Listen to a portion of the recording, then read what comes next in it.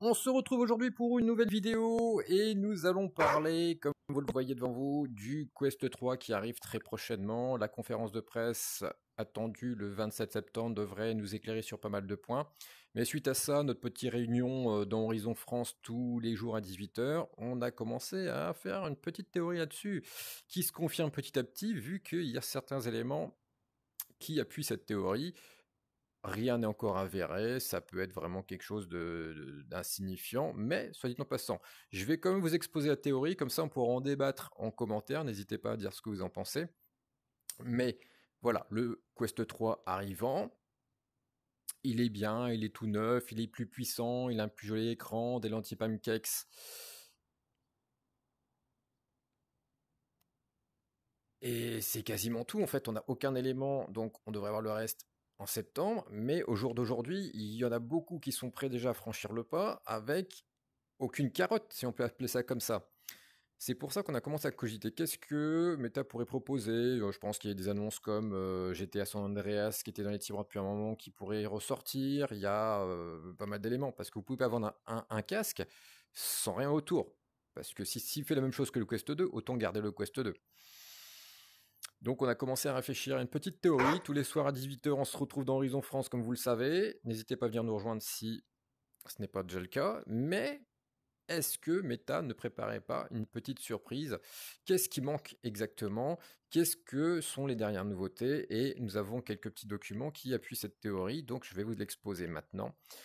La théorie est toute simple et que Meta se lancerait dans les semaines, voire mois à venir pour le Quest 3, mais aussi pour le Quest 2 visiblement, dans le cloud gaming ou le streaming. Un petit peu, vous connaissez déjà ShadowVR pour certains, qui permettait de, si vous n'avez pas de gros PC pour faire du PC VR, vous avez une solution alternative qui était de prendre un abonnement chez ShadowVR qui vous stream directement le jeu associé à vos comptes Steam VR. Ça vous dispense de l'ordinateur. Et bien, qu'est-ce qui empêche Meta de faire ça aujourd'hui?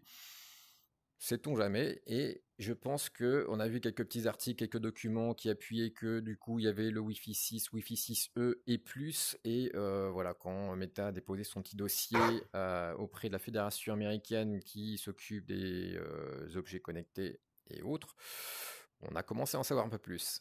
A émergé également un dossier appelé Projet Razor. Non, rien à savoir, voilà. Mais très peu de détails. Le streaming de jeux comme Half-Life Alyx, Skyrim ou j'en passe, plus besoin de PC, c'est-à-dire que le casque, bien sûr, il continuera à fonctionner avec des applications tiers téléchargées sur le casque, mais pourrait avoir un regain de puissance avec une bande passante suffisante forcément. Hein. On a besoin quand même d'avoir quelque chose qui nous permet de recevoir des images sans latence. Il y aura toujours un minimum de latence, mais ça pourrait être un début de quelque chose, une amélioration. On se rappelle de Stadia qui marchait plutôt pas mal, même s'il y avait une certaine latence. Il y a encore que certains... il y a Nvidia aussi qui commence à faire ça. Il y a beaucoup de choses qui commencent à aller dans ce sens-là. Donc, pourquoi pas Meta? Il y a le Quest Plus qui est arrivé il y a quelques semaines. Je pense que les pièces sont là pour nous indiquer vraiment qu'ils vont dans cette direction.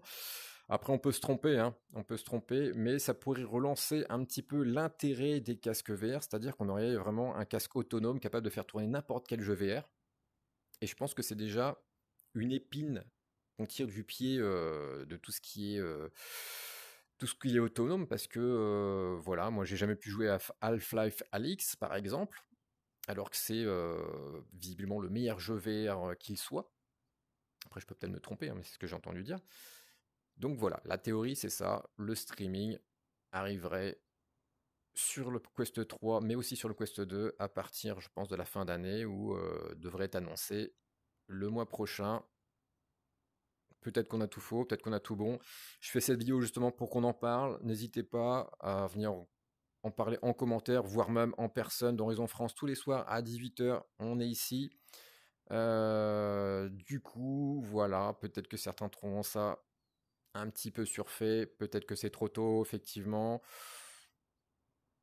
La théorie est là. Maintenant, à vous de me dire ce que vous en pensez, vous.